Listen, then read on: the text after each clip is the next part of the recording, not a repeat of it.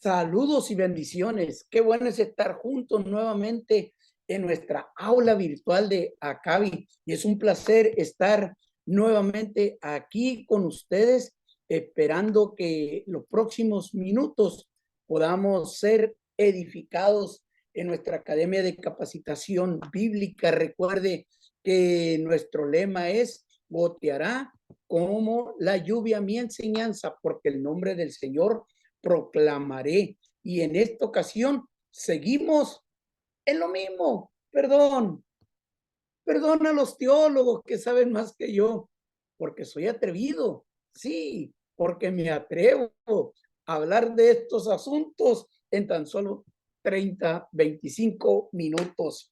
Estamos viendo los apócrifos del Nuevo Testamento y hoy vamos a ver la clase número 4 de este curso, donde estaremos hablando de las epístolas. Ya anteriormente estuvimos hablando un poquito acerca de lo que son los evangelios, estuvimos hablando de lo que son los hechos. Hoy vamos a estar viendo lo que son las epístolas. Así que, mis estimados, espero que en este día usted y yo podamos ser edificados, porque amamos la Biblia, amamos la palabra del Señor. Y algunos se preguntan por qué no tenemos estos libros en nuestra Biblia. ¿Qué ha pasado con los otros libros, aquellos que llaman apócrifos, deuterocanónicos? Y a través de esas preguntas, pues tenemos una respuesta. Ustedes saben que los libros apócrifos, ellos imitaron,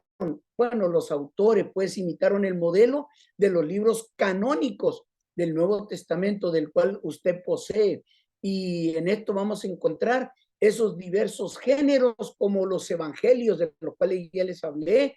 Estuvimos hablando un poco acerca de ellos, de los hechos. Hay varios hechos, aunque su Biblia solamente tiene un libro de hechos, hay bastantes libros de hechos, epístolas, muchas cartas, pero también tenemos muchos apocalipsis.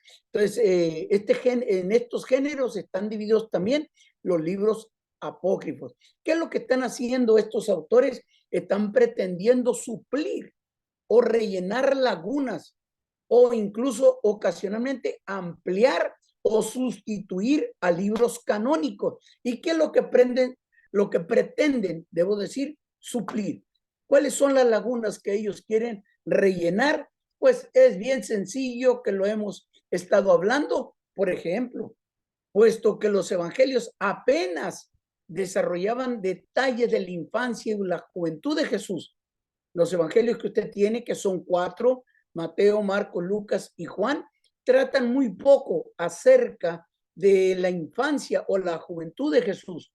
En muchas etapas de Jesús, los evangelios guardan silencio, también respecto a Jesús en la tumba.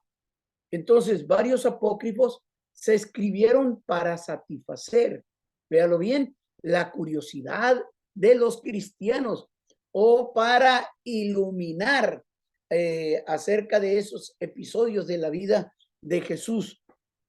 Debemos dejar por claro ya en estos momentos es que el género más difundido de los libros apócrifos fueron evangelios. Los evangelios. Los evangelios se distribuyeron y eran demasiados evangelios. Vaya usted a la clase número 2 de este curso y ahí va a entender o a recordar de lo que yo estoy hablando ahora. También tenemos los hechos, aunque su Biblia solamente tiene un libro de hechos. Bueno, hubo muchos hechos. Vaya a la clase número 3 y para ver ese género que muy poco se divulgó, fueron las epístolas. Hoy lo vamos a estar hablando, pero la próxima semana, Dios mediante, usted va a poder también analizar los apocalipsis. Es un tema bien interesante en cómo los libros apócrifos también estaban divididos en diferentes géneros, similar a cómo está sus sagradas escrituras.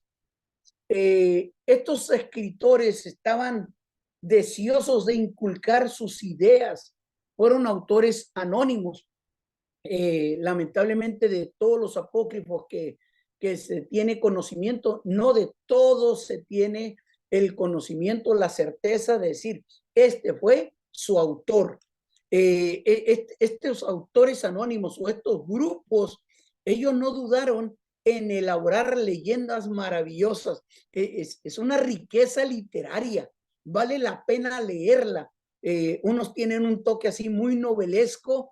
Hay que leerlos, hay que saber de qué se compone esta literatura para poder hablar con propiedad acerca de esos episodios de los cuales estos autores anónimos están escribiendo, están dando a conocer, que realmente fue un pábulo a una audiencia demasiada crédula. ¿Qué quiero decir con esto? Que ellos estaban alimentando la curiosidad de la gente que quería leer.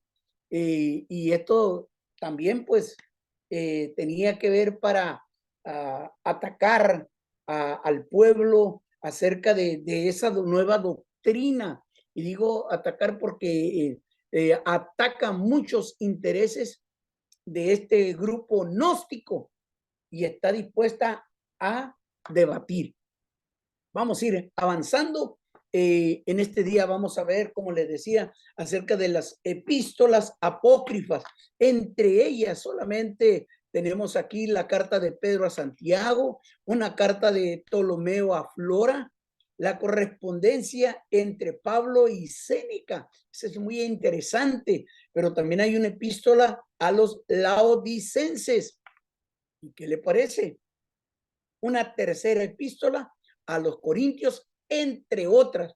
Recuerde que solamente esta clase es para alimentar la curiosidad e invitarlo a que investigue, ya que no se conforme con la media hora, sino que diga, es interesante, hay que buscar, hay que documentarnos un poquito más del por qué esos libros apócrifos no entraron al canon de nuestras Biblias. Mire, vamos a ver un poquito acerca de la carta de Pedro a Felipe. Hay que recalcar con esto, estos autores de Pedro, de estas cartas, no es el Pedro que usted conoce de la Biblia, ni tampoco es el Felipe que usted conoce de la Escritura. ¿Qué quiero decir con esto? Que estos autores o personajes de los cuales están incluidos en la Escritura son pseudos, o sea, no son los originales que usted conoce. Alguien se atribuyó esta carta al escribirle, dijo, yo voy a firmar como si fuera Pedro, pero no es Pedro. Apenas esta carta tiene 9 páginas y se cree que esta carta fue escrita a finales del siglo II después de Cristo o a principios del siglo III. Este escritor de esta carta es un gnóstico cristiano muy versado en la tradición cristiana por la forma de escribir, cómo presenta esta carta. Él está usando e interpretando la tradición del pueblo cristiano, pero de un modo gnóstico. Vamos a irlo analizando esto poco a poco, según las costumbres cristianas y gnósticas con las que el escritor estaba familiarizado, compiló un documento narrativo con un enfoque de revelación. Gracias a esa revelación, también podemos ver algo parecido a lo que es esta literatura de Pedro a Felipe, es parecido en este enfoque de revelación y narrativo en el diálogo del Salvador. Este documento lo vamos a estar tratando en la última clase, como en 15 días más. Estamos en la clase número 4, en la clase número 6 vamos a estar hablando del diálogo del Salvador. Así que espere esa clase porque vamos a estar viendo de qué trata esta literatura donde ponen en los labios de Jesucristo las enseñanzas gnósticas, como diciendo, nuestro Señor lo habló, por lo tanto, nosotros debemos de creerlo. Aquí tratamos un poquito acerca de esa fuente principal del diálogo del Salvador. No lo voy a tratar en este momento. Se trata de una colección de dichos de Jesús. Esto dijo Jesús. Y se cree que todo lo que abarca este documento del diálogo del Salvador tiene que ver con el bautismo. Para los catecúmenos, para los cristianos que apenas van empezando, van iniciando en la fe. Ahí lo vamos a estar analizando dentro de 15 días más, Dios mediante. Sígalo esperando. De eso se trata la carta de Pedro a Felipe. Veamos un poquito de la carta de Pedro a Santiago. ¿Qué le hace Pedro a Santiago? ¿Qué le escribe Pedro a Santiago? Le dice, sabiendo tú, hermano mío, o sea, le está hablando Pedro a Santiago. Ya no es la carta de Pedro a Felipe, ahora es una carta de Pedro a Santiago. Y le dijo, tú te esfuerzas de buena gana en favor del beneficio de todos nosotros. Eso se oye muy canónico, muy de los libros que usted conoce, donde Pablo le escribe a los hermanos y le dice, yo los admiro, yo los felicito porque ustedes han mandado buenas ofrendas para ayudar a los pobres. Bueno, ahora en esta carta, Pedro le dice a Santiago, tú te esfuerzas de buena gana. Pero vea lo que sigue, lo que está subrayado ahí en su pantalla. Le dice, te pido y te ruego que no le entregues los libros de mi predicación que te envié a ninguno de los provenientes de las naciones, ni a ninguno de nuestra raza, antes de la prueba. Esta literatura gnóstica de este pseudo Pedro es un documento con una revelación exclusivamente para ciertos escogidos. Y Pedro le dice a Santiago, en mi libro de mis predicaciones no se las enseñes a nadie. No es aquel Pedro que sale y predica, no es aquel Pedro que sabe y conoce del evangelio, que va por las calles predicando la buena nueva, sino que ahora esas predicaciones las tienen que guardar en secreto. Hasta ahí lo voy a dejar, no voy a hablar de lo que sucede hoy en día. Y luego, pero ve, dice, pero si alguno de ellos ha sido probado y hallado digno, entonces tú se lo podrás transmitir a él del mismo modo como Moisés transmitió su oficio de enseñar a los 70 ancianos. ¿Recuerdan allá cuando Moisés nombra a 70 ancianos para que le ayuden? Bueno, ahora Pedro le dice a Santiago, este es un secreto, esto no se lo digas a nadie, espérate, vea lo que sigue diciendo.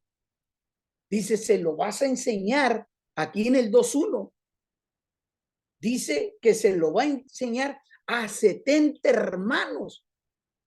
Nuestros libros, nuestra revelación, esas predicaciones que yo tengo. Y dice, y se la vas a enseñar a ellos exclusivamente, porque la doctrina, el modus operandi de los gnósticos, de esta iglesia gnóstica, es que recibían la revelación, pero no se la podían transmitir a todos, sino que había que buscar gente que fuera capaz de entender, de comprender aquella revelación. Entonces, ahí estamos viendo, porque hay un concepto en la vida de este Pedro, cuando le está escribiendo a él y dice, pues de acuerdo al canon transmitido a ellos, está hablando del pueblo que ya tiene las escrituras, dice, intentan armonizar las discordancias de las escrituras. Si sucede que alguien, desconociendo las tradiciones, se confunde por la ambigüedad de las voces de los profetas, le dice, no todos tienen la revelación de entender las escrituras. Ahí vamos dejando ya por sentado lo que Pedro le está enseñando a Santiago. Vayamos a otra carta. Vamos a ir avanzando. La carta de Ptolomeo a Flora. Esta es una carta muy interesante que fue redactada en griega y posiblemente allá, por allá, en el año 170 después de Cristo.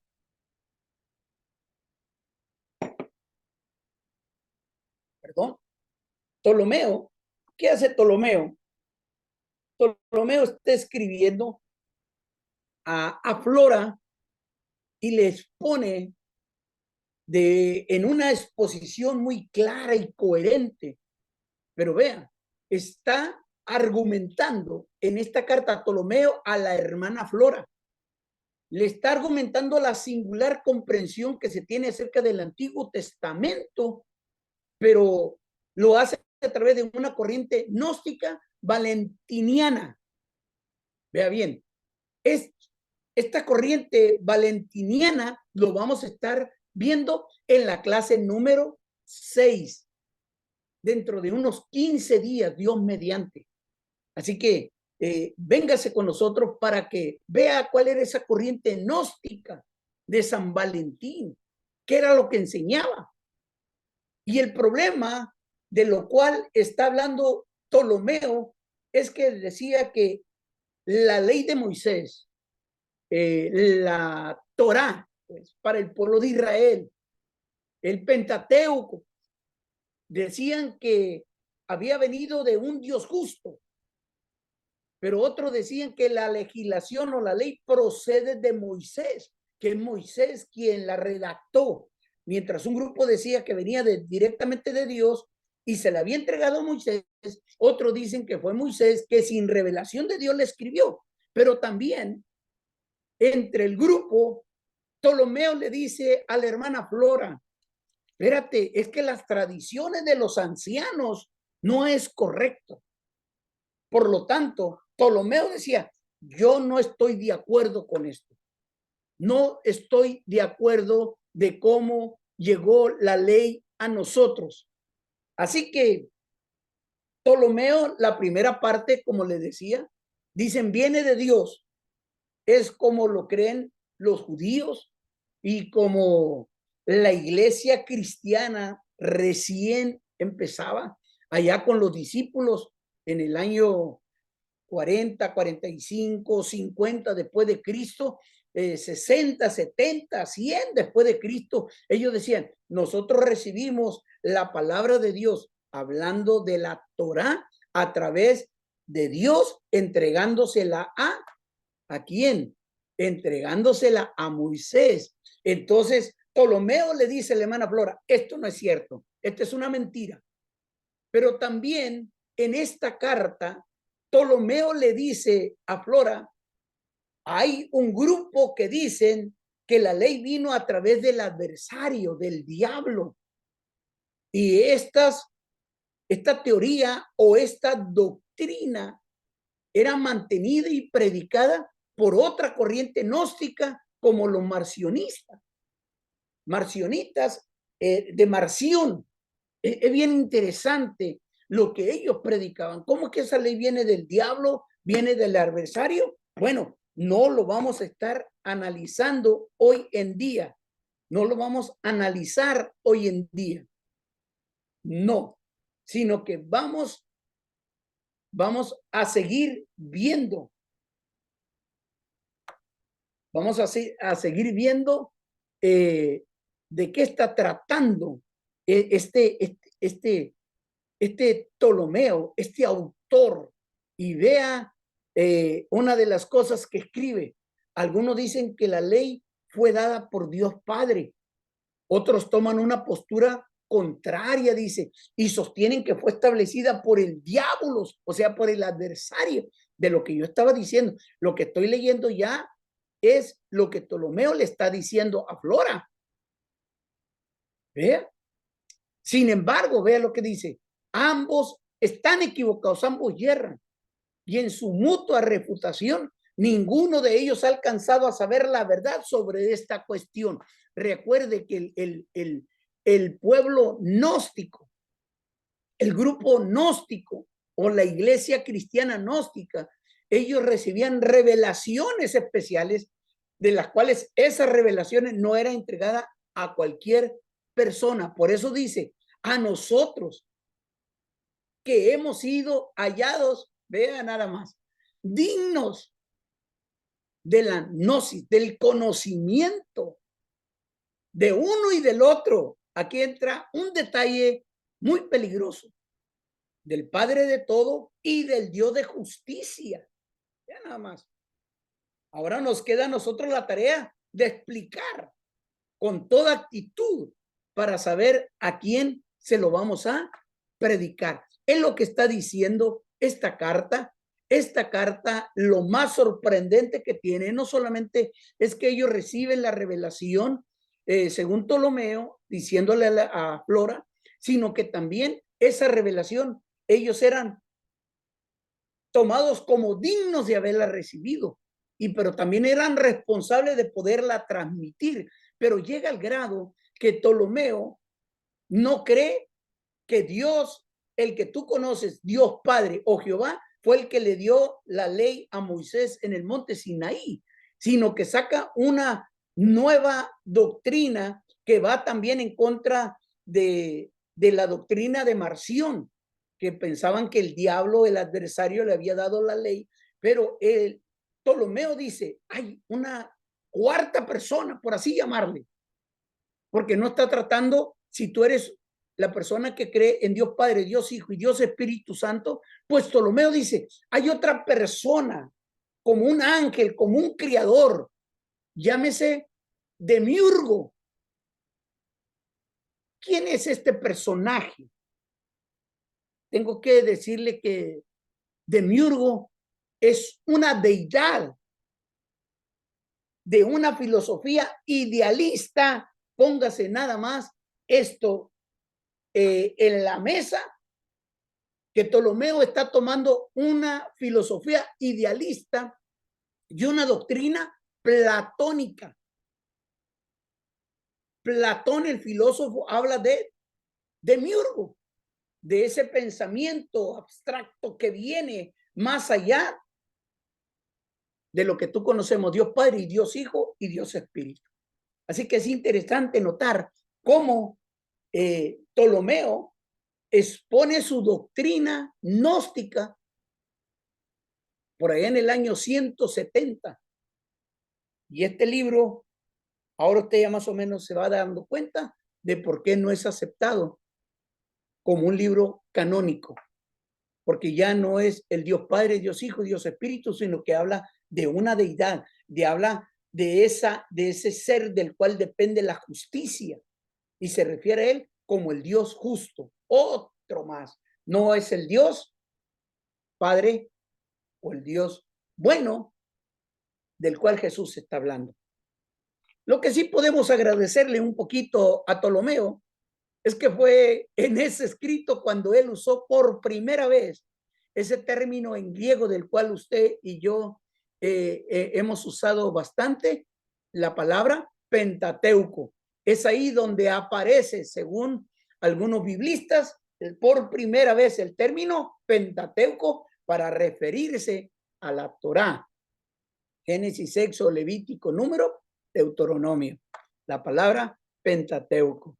Ahí dejamos a Ptolomeo y vámonos con la última, porque el tiempo está corriendo y esta correspondencia o esta epístola se lleva a cabo entre Pablo y Séneca y fue redactado en el siglo, vean nada más, en este siglo IV.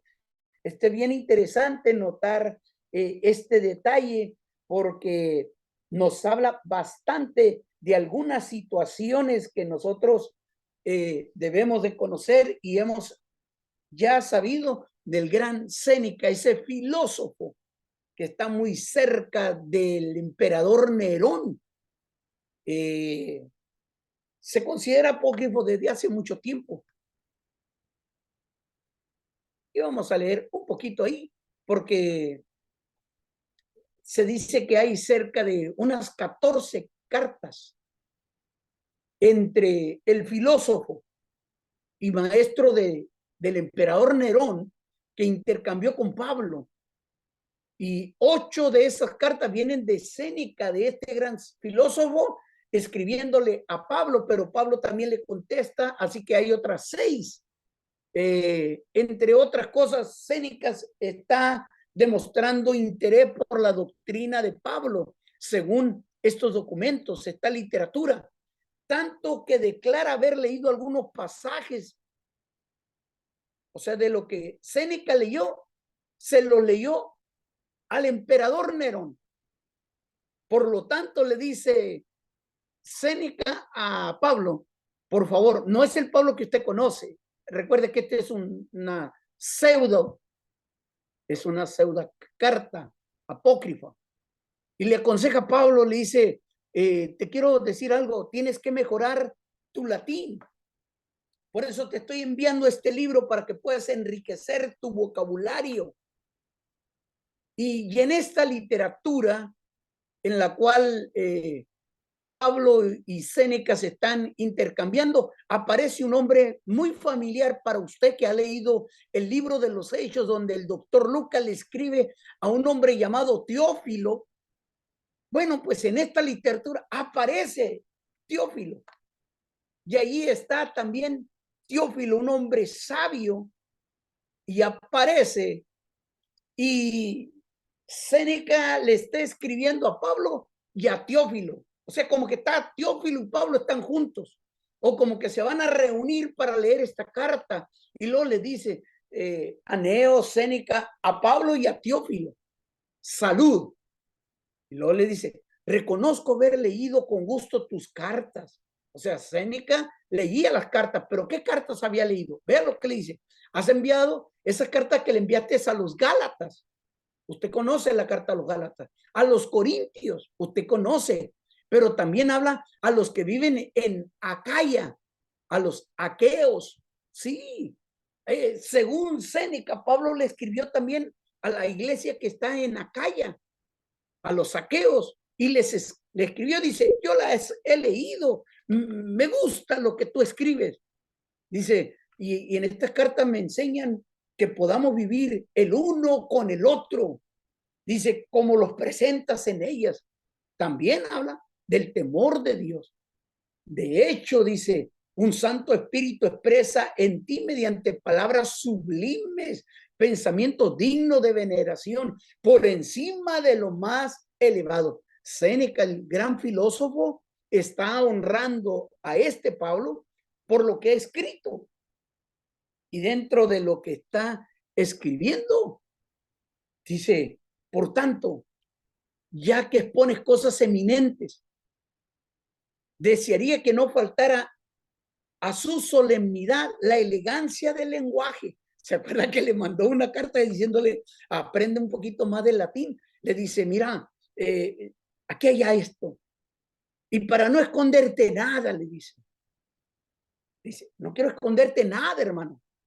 De ahí como usan el término hermano, se cree y dicen que Séneca se había acercado al cristianismo y que era cristiano, una persona que admiraba el cristianismo y que era participante del cristianismo. Pero esto solamente son cosas que se dicen. Y le di, continúa. Dice, mira hermano, o tener alguna deuda con mi conciencia, debo de confesarte esto, que Augusto, hablando de César, el Nerón, ha sido fuertemente tocado por tus pensamientos, porque Séneca le está leyendo las cartas al emperador, esa carta de Pablo. ¿Y qué le responde Pablo? Después de que sabe que sus cartas fueron leídas al emperador, le dice Pablo a Séneca, salud. Esta es la carta número 8. Aunque no ignoro que nuestro César ama las cosas dignas de admiración, si bien puede equivocarse alguna vez, permíteme que no te ofenda. Ya Pablo le está usando unas poquitas palabras más fuertes. También le dijo, si tú quisiste ser sincero conmigo, ahora yo te estoy diciendo, no te quiero ofender, pero sí te quiero exhortar. Y le dice, considero que has hecho algo grave al quererle dar a conocer lo que es contrario a su religión y a su educación. La última parte que tenemos acá, le dice Pablo, te ruego que no lo hagas más en el futuro. ¿Por qué? Dice, porque Nerón o César está dando culto a dioses de los gentiles. Recuerda que los gnósticos solamente pueden transmitir el conocimiento a ciertas personas. La revelación no se puede compartir. Y aquí Pablo le dice a Séneca, no lo vuelvas a hacer, a como yo lo estoy interpretando. Pablo está molesto porque están compartiendo la revelación, las cartas. Todo lo contrario de lo que Pablo le dice, el verdadero Pablo le dice a los corintios, a los gálatas, a los efesios, a los colosenses, que esas cartas había que compartirlas, había que leerlas, había que todo el pueblo supiera lo que él estaba diciendo. Este Pablo le dice, guarda silencio. Recuerde que es un Pablo gnóstico, no es el que usted conoce. La palabra de Dios me dice que la luz, el evangelio, la buena nueva, debe de ser como una lámpara que se pone encima de la mesa para que alumbre a todos los hombres. Aquí Pablo le dice, no lo vuelvas a hacer, no lo vuelvas a hacer. Esa carta fue criticada por muchos, al grado de que por allá en el año 1400, 1500, Erasmo, este filósofo, filólogo también, humanista, teólogo cristiano, dijo, las cartas de Pablo a Séneca no son del Pablo que le escribió a los corintios, que le escribió a los gálatas, que recibió la revelación del Señor. Dice, este Pablo de esta carta apócrifa no menciona a Cristo como lo hace el verdadero Pablo. Hasta aquí, mis amados, solamente te hablé de 4 epístolas, un mundo muy interesante. Te invito a que sigas investigando y solo me queda decir, perdón a los teólogos que saben más que yo, porque soy atrevido, porque solamente quiero inyectar un poquito de esta curiosidad para seguir investigando y seguir teniendo conocimiento del por qué nosotros amamos y honramos nuestras sagradas escrituras. Que Dios te bendiga. Escucha la siguiente clase y te espero hasta la 6ª clase. Tenemos mucho que seguir aprendiendo. Hasta pronto. Que Dios te bendiga. Que Dios te guarde.